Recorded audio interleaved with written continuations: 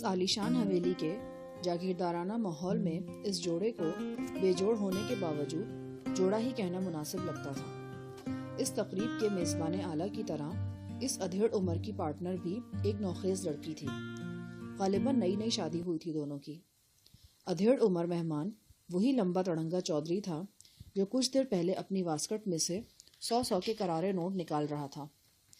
دونوں سندھی بول رہے تھے اور شاید یہ سمجھ رہے تھے کہ یہاں ان کی باتیں سمجھنے والا کوئی نہیں ہوگا۔ میں نے ازراہ تجسس کان کھڑکی سے لگا دیے۔ چودھری ہنستے ہوئے بولا، قسم سے باپ پر تو بالکل بھی نہیں گیا۔ قادر زمان کی اونچی ناک ہے اور رنگ بھی سرخ و سفید ہے، مجھے تو کوئی گڑبڑ لگتی ہے۔ ہٹیے بھی چودھری جی، کس طرح کی باتیں کرتے ہیں؟ کسی نے سن لیا تو کیا سوچے گا؟ وہی سوچے گا جو ہم سوچ رہے ہیں۔ دیکھا میری سونی، نہ قادر زمان کی ناک چوڑی نہ اس کی بیگم کی، پھر یہ چوڑی ناک والا بچہ کہاں سے آ گیا؟ ہائے ہائے، خدا کا خوف کریں چودھری جی، میں جاگیردارنی سے ملی ہوں، اللہ نہ کرے وہ کوئی بدماش تو نہیں، اچھی بھلی شرم و حیا والی لگتی ہے۔ لگنے کی بات چھوڑ میری سونی، ایسے بنجر مردوں کے پلے بن جانے والی عورتوں کو جب آگے پیچھے کچھ نظر نہیں آتا تو وہ بڑا کچھ کر جاتی ہیں۔ وہ نادر سولنگی کی بہو کا نہیں پتہ چلا تجھ کو؟ توبہ ہے اللہ، آپ کے دماغ میں تو گند بھرا ہوا ہے۔ لڑکی نے ادھیڑ عمر شوہر کی بات کاٹی اور اٹھ کر چھم چھم کرتی ایک طرف چلی گئی۔ چودھری نے ہلکا سا قہقہا لگایا اور سگریٹ کے طویل کش لینے لگا۔ یہ شخص یقیناً قادر زمان کا کوئی قریبی دوست تھا، اسی لیے تو اتنی فراغ دلی سے نوٹ نچھاور کر رہا تھا۔ یقیناً ابھی تھوڑی دیر پہلے اس نے ترنم کو بھابھی اور اس کے نومولود بچے کو بھتیجے کے خطابات سے نوازا ہوگا۔ اپنی بھابھی اور بھتیجے کے بارے میں اس نے جو ریمارکس پاس کیے وہ قادر زمان تک پہنچتے تو وہ خوشی سے پھولا نہ سماتا۔ سیر و خون بڑھ جاتا اس کا اپنے دوستوں کے نیک خیالات جان کر۔ ریاکار اور فریبی لوگوں کا حلقہ احباب بھی ایسے ہی لوگوں پر مشتمل ہوتا ہے اور اس کے ثبوت ہمیں اکثر و بیشتر ملتے رہتے ہیں۔ اچانک میری رگوں میں خون سنسنا اٹھا۔ قادر زمان لمبے لمبے ڈگ بھرتا میرے کمرے کی طرف آ رہا تھا۔ اس کے ساتھ دوسرا خوشپوش اور باروب شخص مشتبہ کنور تھا، وہی مشتبہ کنور جو برسر اقتدار پارٹی کا اہم رہنما تھا اور صوبے کا طاقتور ترین شخص سمجھا جاتا تھا۔ اس کے چاہنے والے اور اس کے نفرت کرنے والے بے شمار تھے۔ وہ ایک متنازع شخصیت تھا، بعضے لوگ اسے اچھا سمجھتے تھے اور بعضے بہت برا۔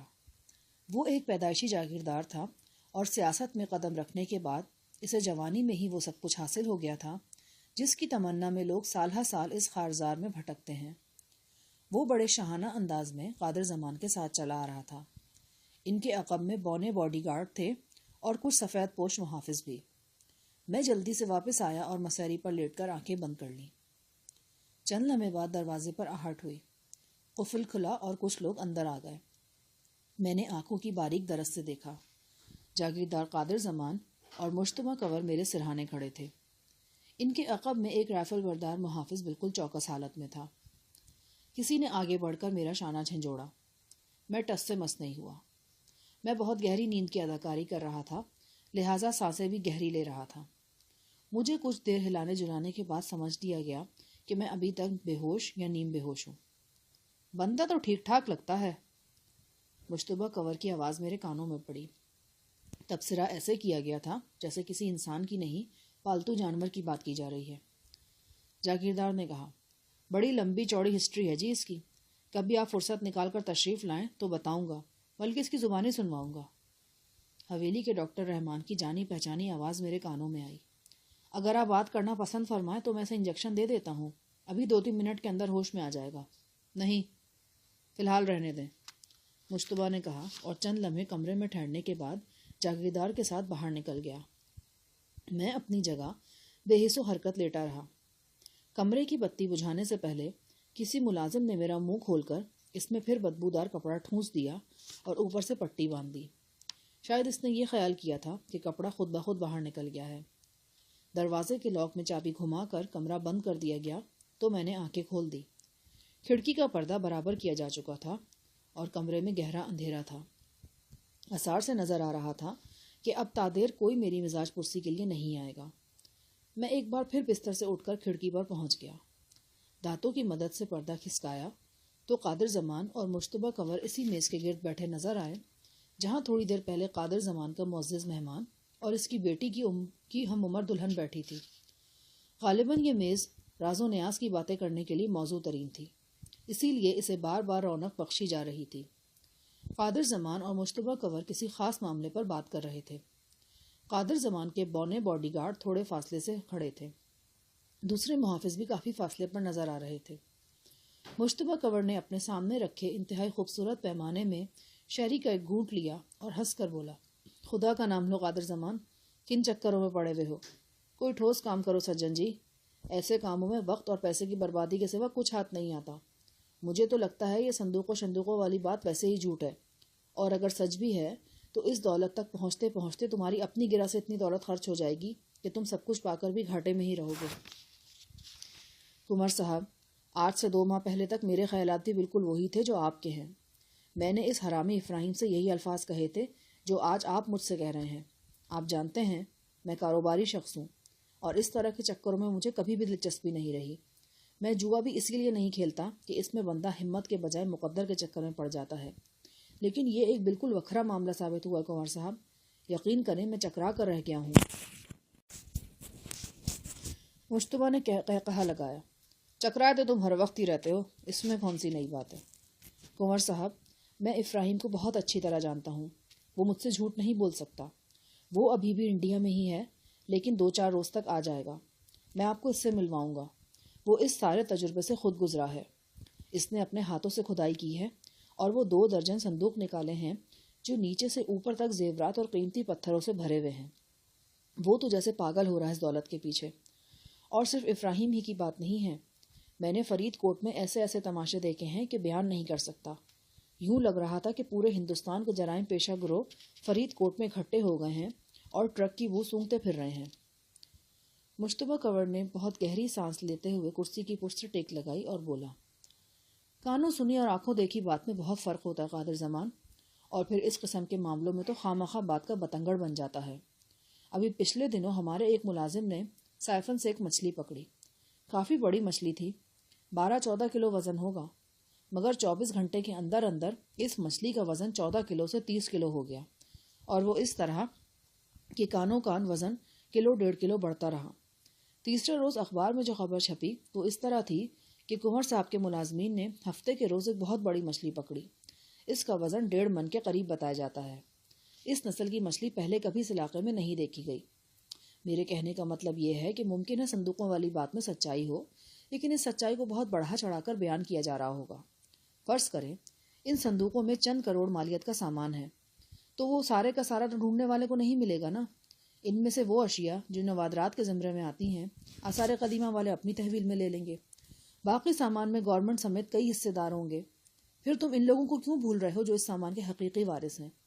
درست ہے کہ اس حادثے کو گزرے ایک عرصہ بیت گیا ہے اور وہ لوگ ادھر ادھر بکھر چکے ہیں، مگر ابھی ان میں سے کئی بقید حیات ہوں گے یا ان کی اولادیں اس بارے میں معلومات رکھتی ہوں گی۔ وہ سب لوگ چین و سکون سے نہیں بیٹھیں گے۔ مشتبہ کنور اور قادر زمان کی گفتگو جاری رہی، لیکن اسٹیج پر چونکہ تہلکہ خیز قسم کا میوزک شروع ہو چکا تھا، لہٰذا ان کی آوازیں دب کر رہ گئیں۔ میں کان کھڑکی سے لگائے بیٹھا رہا، لیکن 8-10 منٹ تک کچھ سنائی نہیں دیا۔ میوزک ختم ہوا تو میری سماعت پھر آوازوں تک رسائی حاصل کرنے لگی۔ مشتبہ کہہ رہا تھا، لیکن جہانی کو پکڑ کر یہاں لانے کا کیا مقصد ہے؟ قادر زمان نے کہا، وہ ٹرک تو غائب ہو ہی چکا ہے اور اس کے جلد ملنے کے آثار بھی نظر نہیں آتے۔ ٹرک کے بارے میں جو قیمتی شے ہمارے پاس بچتی ہے وہ جہانی ہے، کیونکہ ٹرک کے بارے میں وہ کسی بھی شخص سے زیادہ جانتا ہے۔ میں سمجھتا ہوں کہ اگر جہانی کو وہاں رکھا جاتا تو وہ کسی بھی وقت کسی کے ہتھے چڑھ جاتا۔ تلاش کرنے والے جتنی محنت سے ٹرک کو کھوجتے رہے ہیں، اب اسی محنت سے جہانی اور بابو لیاقت کو ڈھونڈ رہے ہیں۔ اچھا یار، چھوڑو ان باتوں کو، مشتبہ نے کہا۔ اس پیپر مل کا کیا بنا تم جھنگ میں لگا رہے تھے؟ قادر زمان نے بادل ناخواستہ مشتبہ کنور کو اپنی زیر تعمیر پیپر مل کے بارے میں بتانا شروع کیا۔ دونوں باتیں کرتے کرتے اٹھ کر سبزہ زار کے مرکزی حصے کی طرف چلے گئے۔ رات قریباً 12-1 بجے تک محفل زور پر رہی، پھر یہ ہنگامہ مان پڑنے لگا۔ قریبی علاقوں سے آئے ہوئے مہمان واپس جانا شروع ہو گئے۔ وسیع و عریض پورچ کی طرف سے گاڑیوں کے اسٹارٹ اور روانہ ہونے کی آوازیں آنے لگیں۔ جن مہمانوں کو رات یہیں گزارنا تھی وہ ابھی تک رقص و سرور کی اور کھانے پینے میں مگن تھے۔ گاہے بگاہے قہقہے گونجتے تھے اور نشے میں ڈوبی آوازیں رات کی جھیل میں بڑے بڑے پتھر پھینک دیتی تھیں۔ میں اپنے بستر پر دراز بھوک اور بے خوابی سے نبرد آزما تھا۔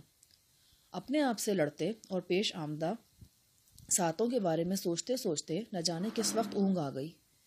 دوبارہ آنکھ کھلی تو دروازے کے قفل میں چابی گھوم رہی تھی۔ دروازہ کھلا اور کوئی دبے پاؤں چلتا ہوا اندر آ گیا۔ اس کے ہاتھ میں کوئی گول سی تربوز نما شے تھی۔ یہ شے اس نے دروازے کے قریب رکھی اور آہستگی سے میرے سرانے آن کھڑا ہوا۔ وہ ایک ادھیڑ عمر دبلا پتلا شخص تھا۔ اس نے شانہ جھنجھوڑ کر مجھے جگایا۔ جہانی صاحب اٹھیے، اٹھیے جہانی صاحب۔ اس کا لہجہ رازدارانہ تھا اور انداز میں دوستی کی جھلک تھی۔ میں نے آنکھیں کھول دیں۔ وہ اپنا منہ میرے کان کے قریب تر کر کے بولا، میں آپ کو یہاں سے نکالنے آیا ہوں۔ کون ہو تم؟ میرا نام بشیر احمد ہے، مجھے بی بی جی نے بھیجا ہے۔ کون بی بی جی؟ بی بی ترنم صاحبہ نے۔ انہوں نے مجھے حکم دیا ہے کہ میں آپ کو حفاظت کے ساتھ یہاں سے نکال دوں۔ یہ دیکھیں، یہ انہوں نے پیسے دیے آپ کے لیے، اور یہ کپڑے ہیں، ذرا جلدی سے یہ کپڑے پہن لیں۔ اس نے کپڑے اور پیسے میز پر رکھ دیے۔ میں حیرانگی کے عالم میں ادھیڑ عمر شخص کی باتیں سن رہا تھا اور میرا دل گواہی دے رہا تھا کہ یہ شخص جو کچھ کہہ رہا ہے ٹھیک کہہ رہا ہے۔ ترنم کے رویے کے متعلق میں پہلے سے جانتا تھا۔ وہ ایک عرصے سے غزالہ کے زیر علاج تھی اور اس کی بے حد عزت کرتی تھی۔ ایک مرتبہ اس نے مجھے بھی ایک خط لکھا تھا۔ اس خط میں اس نے مجھے اپنے شوہر نامدار کے ارادوں سے خبردار کیا تھا اور مجھ سے درخواست کی تھی کہ میں غزالہ اور انجم کو لے کر یہاں سے دور نکل جاؤں۔ اسے اندیشہ تھا کہ اگر اس کے شوہر نے غزالہ یا مجھ پر کوئی زیادتی کی تو اس کا وبال اس کے بچے پر پڑے گا اور خدا نہ خواستہ اسے کچھ ہو جائے گا یا پھر کوئی ایسا نقصان ہوگا جس کے لیے میاں بیوی کو تاعمر پچھتانا پڑے گا۔ ادھیڑ عمر شخص نے کسی کونے کھدرے سے ایک موم بتی ڈھونڈ نکالی تھی۔ موم بتی روشن کر کے اس نے میرے ہاتھوں کی بندش کو جلانا شروع کیا۔ نائلون کی رسی تھی، ذرا سی دیر میں جل گئی۔ میرے ہاتھ آزاد ہوئے تو یوں لگا کہ جیسے اپنے جسم پر بلکہ اس سارے ماحول پر اختیار حاصل ہو گیا ہے۔ میرا مددگار چاہتا تو رسی کو موم بتی سے جلانے کے بجائے اس کی گرہ بھی کھول سکتا تھا، مگر لگتا تھا کہ وہ میرے فرار کی کہانی میں سے اپنا کردار حذف کرنا چاہتا ہے۔ ہاتھ آزاد ہوتے ہی میں نے پاؤں کی رسیاں بھی کھول لی۔ بشیر نامی اس شخص نے لباس میرے ہاتھ میں تھما دیا۔ یہ کسی ملازم کی شلوار قمیض تھی۔ بشیر نے موم بتی بجھا دی۔ میں نے اندھیرے میں لباس تبدیل کر لیا اور میز سے روپے اٹھا کر جیب میں رکھ لیے۔ میرے اندازے کے مطابق یہ 1500 کی رقم تھی۔ بشیر نے ایک چابی میرے ہاتھ میں تھمائی اور بولا، میں آپ کو زنان خانے کی طرف لے جاؤں گا۔ حویلی کے عقبی دروازے کے باہر ایک موٹر سائیکل کھڑی ہے، یہ اسی کی چابی ہے، اور یہ لیجیے ہیلمٹ۔ اس نے دروازے کے پاس سے تربوز نما چیز اٹھا کر میرے ہاتھ میں تھما دی۔ اسے پہن لیجیے اور چند قدم کا فاصلہ چھوڑ کر خاموشی سے میرے پیچھے پیچھے چلے آئیے۔ میں نے ان ہدایات پر عمل کرنے میں کوئی الجھن محسوس نہیں کی اور ہیلمٹ پہن کر کمرے سے نکلنے کے لیے تیار ہو گیا۔ بشیر نے بآہستگی دروازہ کھول کر باہر جھانکا، پھر مجھے باہر آنے کا اشارہ کیا۔ چند ہی لمحے بعد ہم آگے پیچھے چلتے حویلی کی اندرونی عمارت کی طرف جا رہے تھے۔ چاند کے رخ اور مقام سے اندازہ ہوا کہ رات کا آخری پہر ہے۔ میں نے وقت دیکھنے کے لیے کلائی اٹھائی۔ غزالہ کی دی ہوئی رسٹ واچ 4 بجے کا وقت بتا رہی تھی۔ بعد صبح چلنی شروع ہو گئی تھی۔ حویلی کے وسیع سبززار میں سرو اور ایریکیریا کے پودے ہولے ہولے حرکت کر رہے تھے۔ باوردی بونے اور دیگر گھریلو ملازم ابھی تک مصروف تھے۔ وہ برتن اٹھا رہے تھے، میزیں سنبھال رہے تھے اور گھاس کے مخملی تختوں پر بکھری ہوئی بوتلیں وغیرہ سمیٹ رہے تھے۔ ہم ان لوگوں کے قریب سے گزر کر زنان خانے کی طرف چلے گئے۔ میں حویلی کے اکثر پیچ و خم سے آگاہ تھا، لیکن زنان خانے کی طرف آنے کا اتفاق پہلی دفعہ ہو رہا تھا۔ بڑی بنی سبری جگہ تھی یہ۔ زنان خانے کا لان علیحدہ تھا۔ یہاں ایک چھوٹا سا تالاب بھی موجود تھا۔ تالاب کی تہہ میں چھوٹی چھوٹی نیلی روشنیاں لگی ہوئی تھیں اور خوبصورت لگ رہی تھیں۔ لان سے آگے گول ستونوں والا برآمدہ تھا۔ پھر ایک کشادہ راہداری تھی جس میں مشینی قالین بچھا ہوا تھا۔ زنان خانے کے کسی کمرے سے بلند آواز میں بولنے اور ہنسنے کی آوازیں آ رہی تھیں۔ یوں لگتا تھا کہ 2-3 افراد نشے میں وائیویلا کر رہے ہیں۔ یہ آوازیں سن کر بشیر احمد کے قدم اچانک سست پڑ گئے۔ اس نے ایک بغلی راہداری میں جھانکا اور اچانک پیچھے ہٹایا۔ وہ سخت الجھن میں نظر آ رہا تھا۔ میں نے قریب جا کر سرگوشی میں پوچھا، کیا بات ہے؟ گڑبڑ ہے، جہاں سے گزرنا ہے وہاں وہ حرامزادے بیٹھے ہیں۔ کون ہیں؟ مہمان ہی ہیں جاگیردار صاحب کے، فیملی کے ساتھ ہیں، اس لیے کہ جاگیردار صاحب نے انہیں یہاں ٹھہرا لیا ہے۔ اب وہ راہداری میں بیٹھے تاش کھیل رہے ہیں، بالکل مدہوش ہو رہے ہیں، بدبخت کہیں کے۔ پھر کوئی اور راستہ نہیں؟ ہوتا تو مشکل کیا تھی؟ بشیر احمد نے ہونٹ کاٹے۔ میں نے دبے پاؤں آگے جا کر راہداری میں جھانکا۔ وہ 2 مرد تھے اور 2 عورتیں، چاروں نے صرف زیر جامے پہن رکھے تھے اور راہداری کے براؤن قالین پر الٹے سیدھے پڑے تاش کھیل رہے تھے۔ ان میں سے ایک جوڑے کو میں اچھی طرح پہچانتا تھا۔ یہ وہی لہیم شہیم چودھری اور اس کی نوجوان بیوی تھی جو تقریب کے دوران سب سے الگ تھلگ جا بیٹھے تھے اور اپنے میزبان کی شان میں قصیدے پڑھنے لگے تھے۔ وہاں جو کچھ انہوں نے قادر زمان کی مردانگی اور بیگم قادر زمان کی شرافت کے بارے میں کہا تھا، ان دونوں کے کانوں میں پڑ جاتا تو اس وقت ان نیم ننگوں کو جوتے مار کر باہر نکال دیا جاتا۔ لوفروں کی یہ مدہوش پارٹی اس طرح راہ روکے بیٹھی تھی کہ جب تک راستہ صاف نہ ہوتا ہم وہاں سے نہیں گزر سکتے تھے۔ بشیر مجھے لے کر ایک اسٹور نما کمرے میں گھس گیا۔ آپ یہاں بیٹھیں، میں دروازہ باہر سے بند کر دیتا ہوں۔ جیسے ہی یہ حرامی آگے پیچھے ہوتے ہیں میں آپ کو یہاں سے نکال دوں گا۔ بشیر احمد مجھے کمرے میں چھوڑ کر چلا گیا۔ راہداری سے شور و غل کی آوازیں مسلسل بلند ہوتی رہیں۔ مجھے اندازہ ہوا کہ شور و غل کم ہونے کے بجائے بڑھ گیا ہے۔ شاید ایک آدھ مستنڈا اور بھی اس چنڈال پارٹی میں شامل ہو گیا تھا۔ اسٹور نما کمرے میں مجھے قریباً 10 منٹ گزرے ہوں گے جب اچانک کہیں پاس سے لرزہ خیز چیخیں سنائی دیں۔ یہ نسوانی چیخیں راہداری کے آخری سرے سے بلند ہو رہی تھیں۔ میں نے دروازے پر مدھم دستک دی۔ بشیر احمد پاس ہی موجود تھا۔ اس نے جلدی سے دروازہ کھول دیا۔ چیخوں کی آواز نے اسے بھی حواس باختہ کر رکھا تھا۔ ابھی ہم صورتحال کو سمجھنے کی کوشش کر ہی رہے تھے کہ راہداری کے ایک موڑ سے ایک عورت شب خوابی کے لباس میں برآمد ہوئی۔ اس کی گود میں بچہ تھا۔ وہ چیختی چلاتی باہر کی طرف بھاگی۔ اس کے بال ہوا میں لہرا رہے تھے اور وہ بدحواسی کے عالم میں چوکیدار کو پکار رہی تھی۔ میں نے پہچان لیا، وہ ترنم تھی۔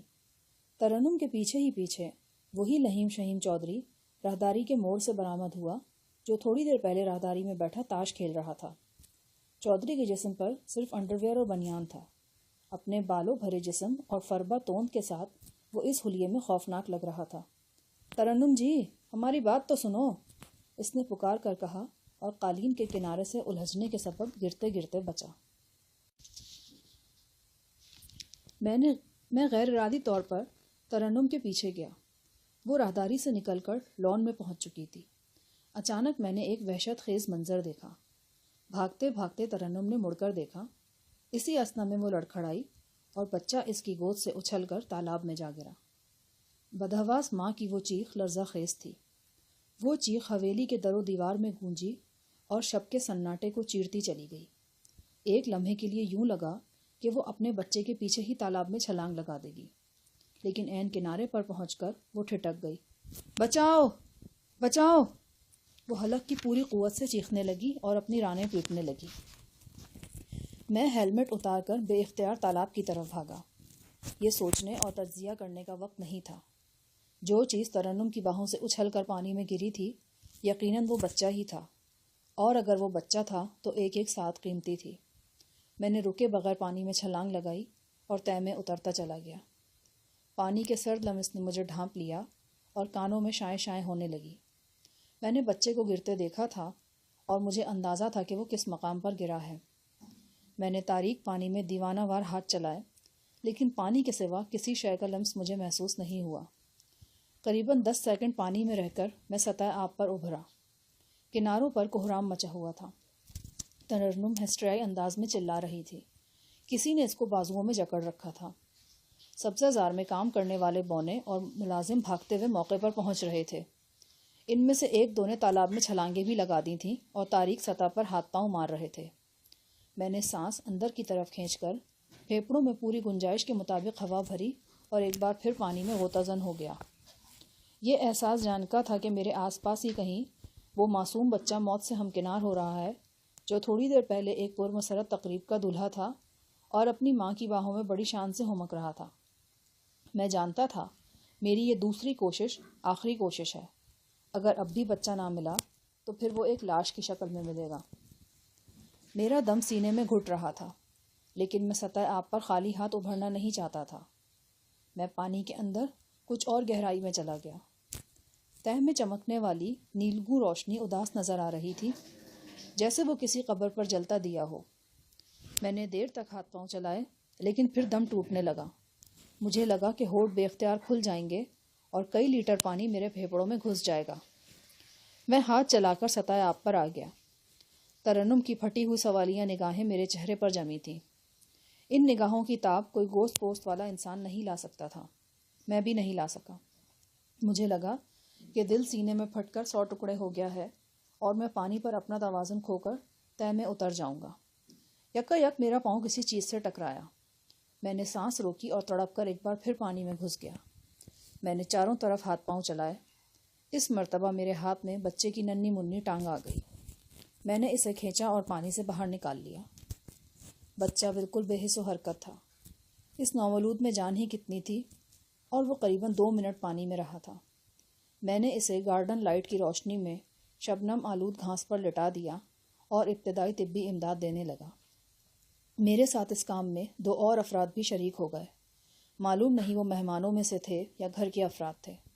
ہم نے بچے کو اوندھا لٹا کر اس کے پیٹ سے پانی نکالا۔